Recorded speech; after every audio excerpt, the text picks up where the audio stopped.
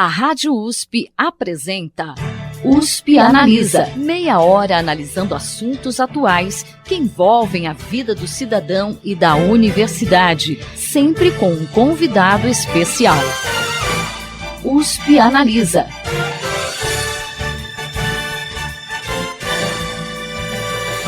O USP Analisa está exibindo um especial sobre a Lei Geral de Proteção de Dados, que entra em vigor a partir de agosto deste ano. Neste programa, a professora da Faculdade de Direito de Ribeirão Preto da USP, Cíntia Rosa Pereira de Lima, e o professor do Departamento de Computação da Faculdade de Filosofia, Ciências e Letras de Ribeirão Preto da USP, Evandro Eduardo Seron Ruiz, vão conversar conosco sobre a regulação desse setor pelo governo e a aplicação da lei aos setores público e privado.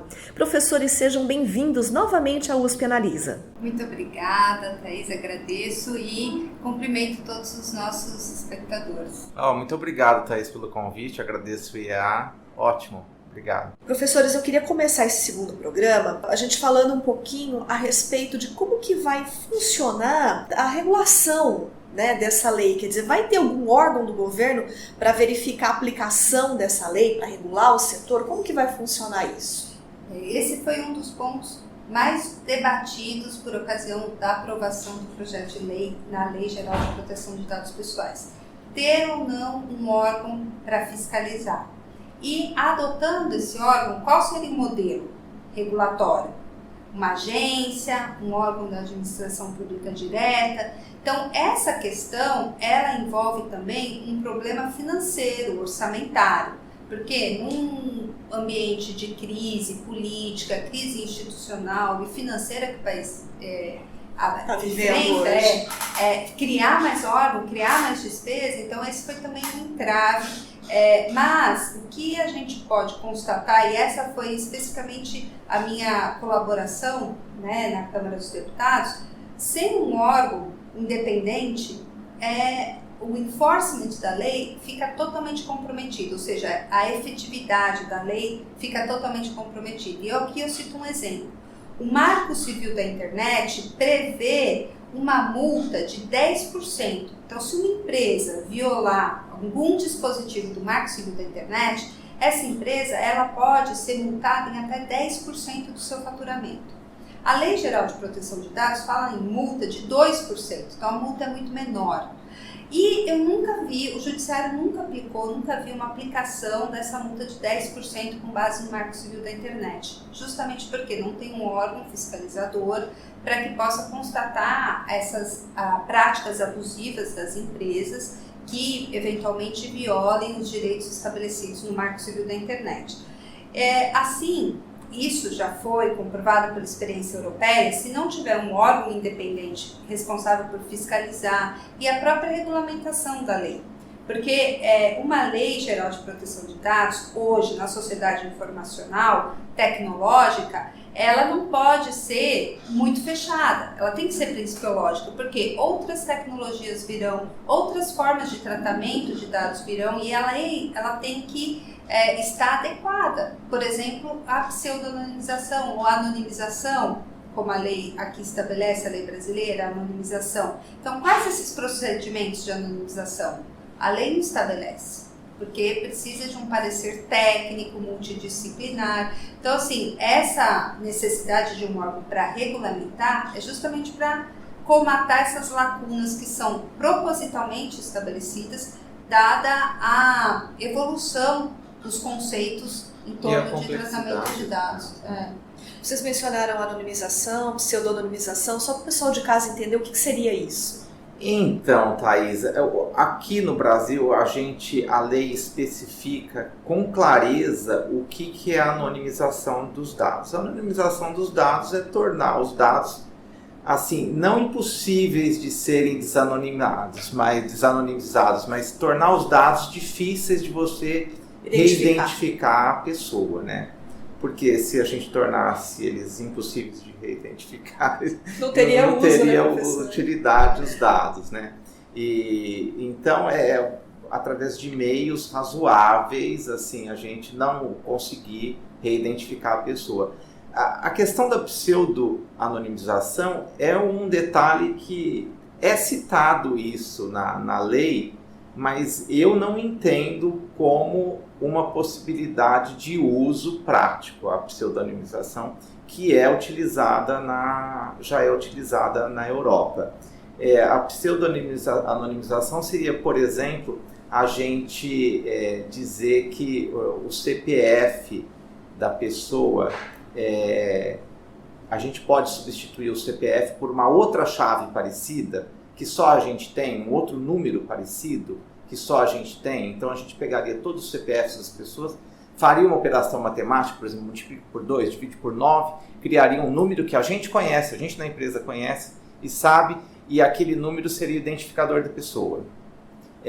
Isso eu entendo que não é válido na nossa lei. Isso é que a gente chama de pseudo-anonimização. É dar uma reformatada no dado, de modo que pareça difícil retratar os dados, né? Eu acredito que isso a gente não tem na nossa lei. Mas assim, a autoridade ela vai depois ter regulamentar. Que clarear essa situação. E daí é importante retornar assim, na composição da Autoridade Nacional de Proteção de Dados, porque ela será composta. Então, inicialmente a lei foi aprovada sem esse órgão, depois foi criado. E a composição são 5 diretores, então ela é formada por 5 diretores, mais 23 conselheiros do Conselho Nacional de Proteção de Dados e Privacidade. E a lei estabelece a competência da Autoridade Nacional de Proteção de Dados, que a autoridade, volto a dizer, 5 diretores mais 23 conselheiros, e a lei também estabelece a competência só do Conselho. A gente percebe que o Conselho tem uma competência aqui, pelo que a lei já estabelece, mais consultiva, inclusive, como eu já disse no programa anterior, de orientar a população em geral, orientar as empresas para auxiliar nessa mudança de cultura, né? Então, a composição do Conselho, por exemplo, os 23 integrantes do Conselho, será 5 do Poder Executivo Federal, 1 do Senado Federal, 1 da Câmara dos Deputados, 1 do Conselho Nacional de Justiça, 1 do Conselho Nacional do Ministério Público, 1 do Comitê Gestor da Internet no Brasil, 3 conselheiros da sociedade civil, e essa sociedade civil com atuação relacionada à proteção de dados. 3 de instituições científicas, tecnológicas e de inovação. Então, 3 entidades por essa finalidade. Da academia, né? Isso, da academia. 3 das confederações sindicais. 3 das entidades representativas do setor empresarial. E 2 das entidades representativas do setor laboral. Então, veja, é uma composição multissetorial que a gente fala. Porque, muitas vezes numa discussão, nessas diretrizes, vamos estabelecer uma diretriz ou uma orientação para a população em geral. Às vezes, o poder público quer uma determinada conduta, mas que isso é impraticável pela empresa, né? Ou, às vezes, o setor laboral quer uma determinada prática que o setor empresarial fala, olha, a gente não consegue pôr em prática. E aí também tem leis trabalhistas que exigem, por exemplo, a manutenção de algumas informações por parte da empresa, então não dá para excluir como a lei. Então, tudo isso tem que ser levado em consideração. Por isso, é interessante essa composição multissetorial, inclusive interdisciplinar, né? Até essa é uma grande colaboração dos nossos projetos de pesquisa que eu desenvolvo com o professor Evandro, eu na parte jurídica, ele na parte da ciência da computação, porque o tema que a gente pesquisa é realmente multidisciplinar, né? E não tem como o direito falar sozinho, porque muitos dos conceitos que a própria lei traz são conceitos que a gente tem que buscar na ciência da computação ou em outros ramos, né, do conhecimento.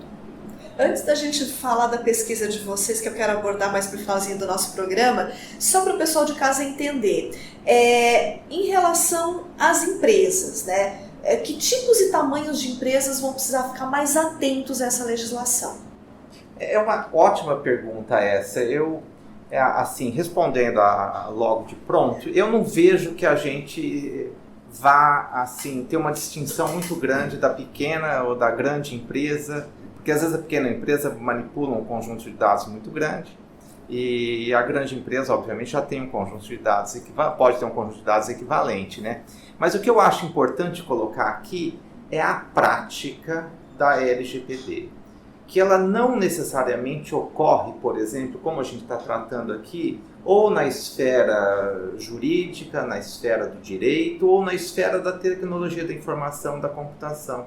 Ela abrange todo o cenário da empresa. Então, é desde a pessoa que atende o telefone, por exemplo, no primeiro contato do cliente, aquelas informações passadas ali podem ser já dados pessoais, inclusive podem ser dados sensíveis, e aquela informação pode passar por uma cadeia de outras repartições ou setores dentro da empresa, que aqueles dados podem ser muito importantes e devem ser tratados de acordo com a lei, né?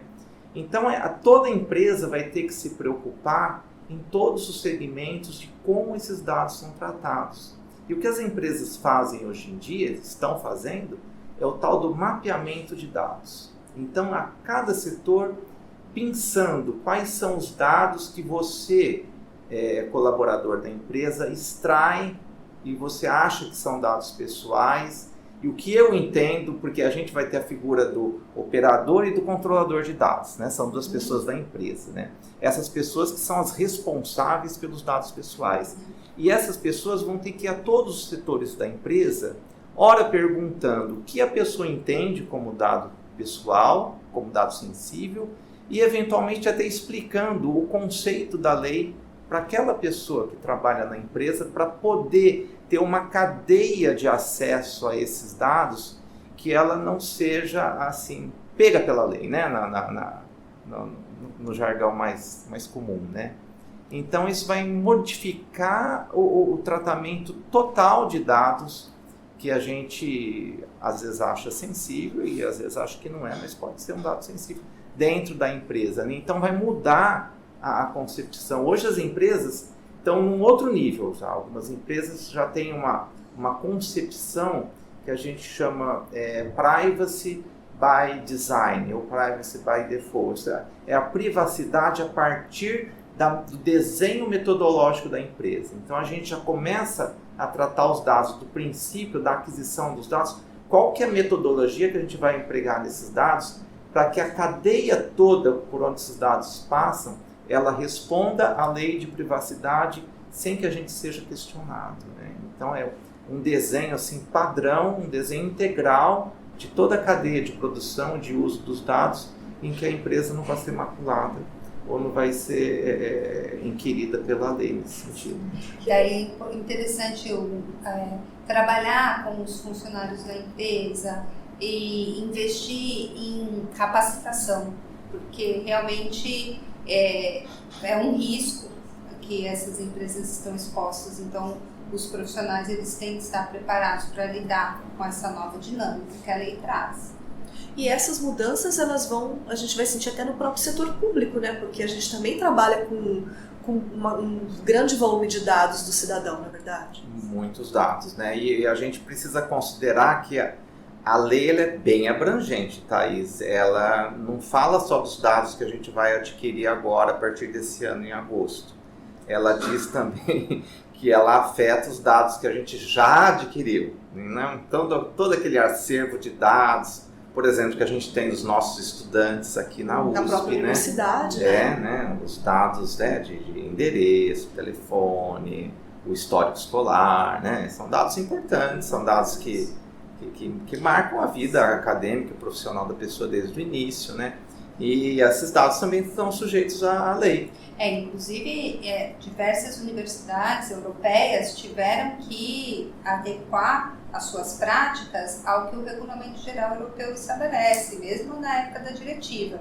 A nossa lei também deixa claro que se aplica a lei tanto às atividades as empresas, né, os órgãos do setor privado, quanto aos órgãos do setor público.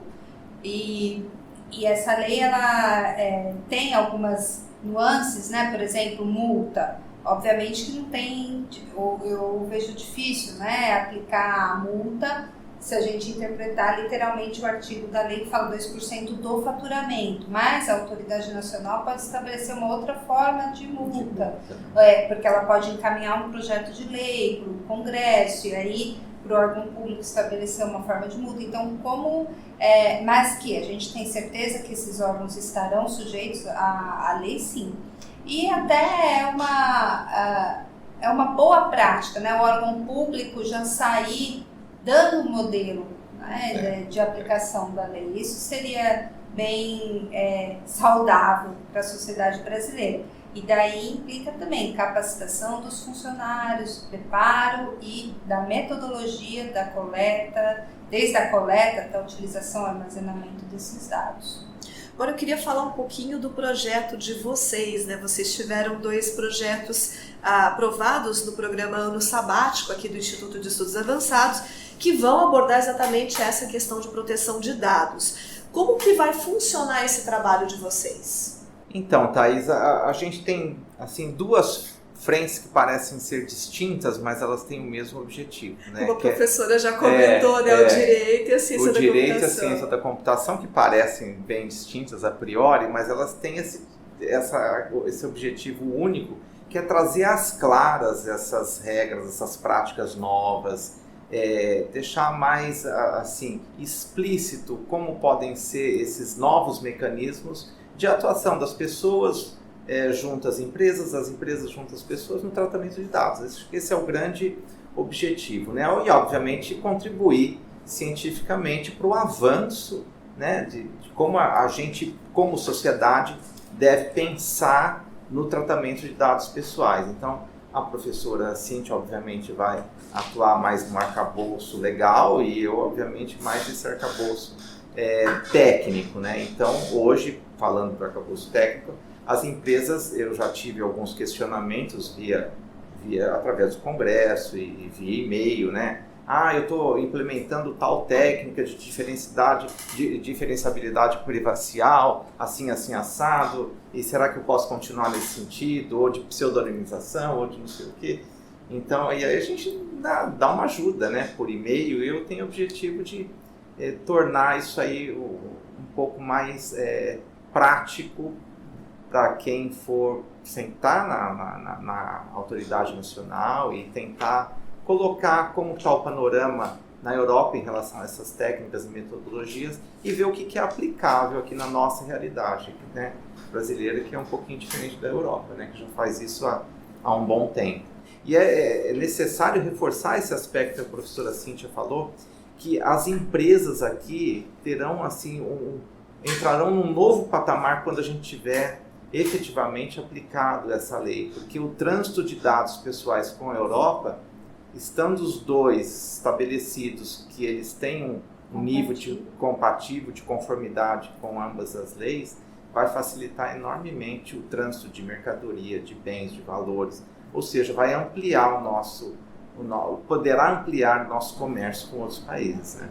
Então, a gente pensou no projeto que a gente vai desenvolver justamente porque a lei, ela traz um conceito, como o professor Evandro aqui colocou, muito amplo do que seria essa anonimização. Que seriam técnicas, né, meios técnicos razoáveis. Ora, meios técnicos razoáveis é a tecnologia da informação, a ciência da computação que vai resolver para a gente. Mas a lei garante como um direito do titular a anonimização. Então, como os titulares de dados saberão com certeza que os seus dados foram efetivamente anonimizados? Para isso, é necessário um padrão técnico uniformizado, que a gente espera que a Autoridade Nacional de Proteção de Dados irá regular. E aí, um dos objetivos do nosso projeto de pesquisa é conciliar essa pesquisa interdisciplinar, tanto da ciência da computação, para que, juridicamente, eu possa formular um documento, uma diretriz, para que a própria autoridade nacional possa se espelhar e as empresas possam adotar como boas práticas. Porque a Lei Geral de Proteção de Dados, no artigo 50, estabelece a possibilidade das empresas adotarem boas práticas de conduta. por meio próprio ou por meio de associações. Então, elas podem, por exemplo, estabelecer padrões técnicos e um exemplo desse padrão técnico pode ser a anonimização utilizada pela empresa. E portanto, a gente vai oferecer um modelo dessa boa prática por esse documento para que o conhecimento aqui produzido na Universidade de São Paulo possa atingir a sociedade, que é o que a gente realmente espera, né, com o investimento que a nossa universidade recebe de toda a sociedade. E a gente também pretende realizar um workshop sobre o tema, né, concluindo a nossa pesquisa. A gente já tem publicado alguns trabalhos em conjunto, um livro que é Comentários à Lei Geral de Proteção de Dados, que será publicado em fevereiro pela editora Almedina, e o congresso também vai resultar um livro que vai ser publicado pela editora Almedina sobre a Autoridade Nacional de Proteção de Dados, e sempre nesse olhar multidisciplinar para esses temas tão importantes. A divulgação do trabalho científico é muito importante, né, Thaís? Não adianta a gente pesquisar aqui no IEA e ficar guardado na nossa gaveta, né? Então, o workshop, a publicação dos 2 livros, né, um artigo que a gente já começou a elaborar, que está fora desse contexto, assim, fora desses 2 assuntos, mas dentro do contexto da Lei Geral de Proteção de Dados, eles vêm como assim, um marco, né, da divulgação e um texto acessível, que a gente espera que seja acessível às pessoas que eventualmente vão tocar adiante essa lei de proteção de dados. E também para a própria sociedade, né, professor? Que é quem tem mais dúvidas, exato, a respeito desse assunto. Para a gente encerrar, recentemente a Comissão Especial sobre Dados Pessoais aprovou uma proposta que pretende inserir a proteção de dados na lista de garantias individuais da Constituição.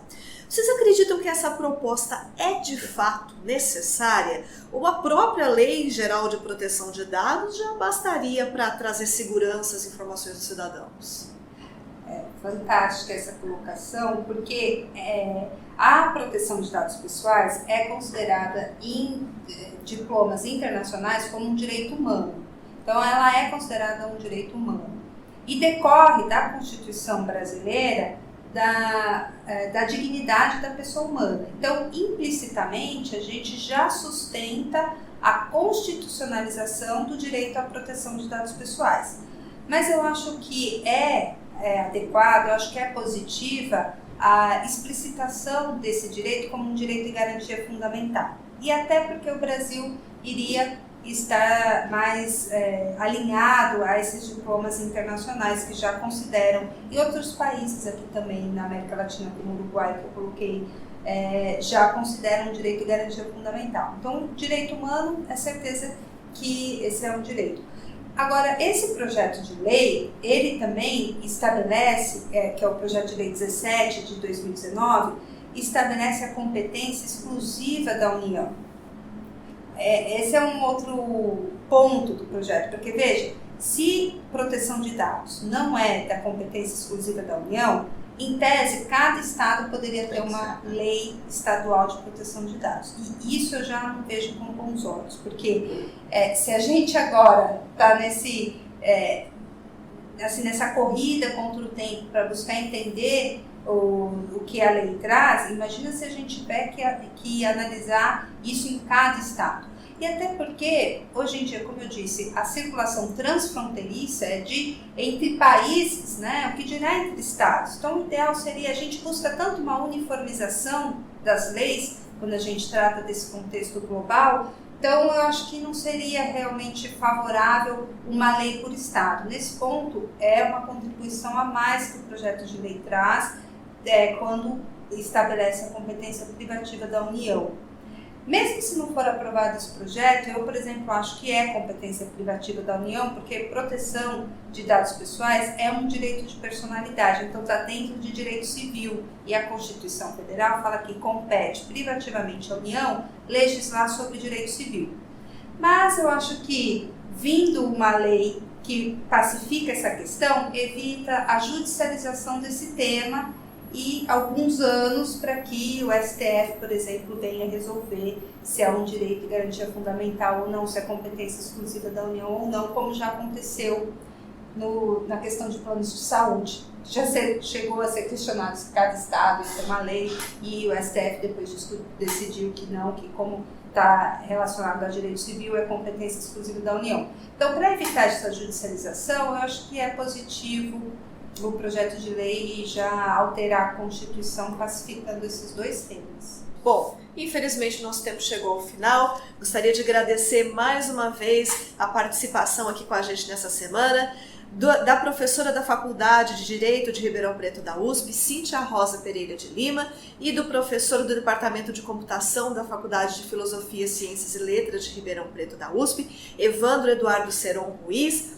Eles que também estão no programa Ano Sabático aqui do Instituto de Estudos Avançados, vão desenvolver uma pesquisa na área de proteção de dados. Professores, muito obrigado pela presença de vocês hoje aqui. Nós que agradecemos, Thaís, muito obrigado. E a gente se coloca à disposição dos ouvintes, caso tenham mais informações, na página do IEA tem o nosso contato. Né? Sim, eu agradeço novamente a oportunidade, todos os nossos ouvintes, e que eles possam acompanhar a página do IEA no Facebook, e logo mais também informações sobre o grupo de pesquisa e os eventos que a gente vai realizar nesse semestre. O programa de hoje fica por aqui. Até a próxima semana.